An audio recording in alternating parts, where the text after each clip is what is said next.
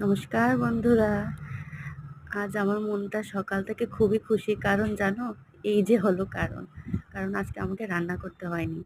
একজন দাদা আমাদের জন্য আজকে খাবার পাঠিয়েছে। ফ্রাইড রাইস, বুটের ডাল, পটল পোস্ত, পনির, চাটনি, কাঁচা কলার তরকারি।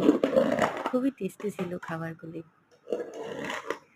তো মাঝে, মাঝে আমাদের গৃহবধূদের খাবার যেদিন রান্না না করতে হয় সেদিনটা খুবই আনন্দের হয়। সবার কাছেই, আমার কাছে তো খুবই। তো আমরা খেয়ে নেবো এখন। তো খাওয়া শেষে আরো এতগুলি খাবার বাকি রয়ে গেল। অনেকটা খাবার পাঠিয়েছে। খেতে, খেতে চলে আসলো ৩ টা পার্সেল।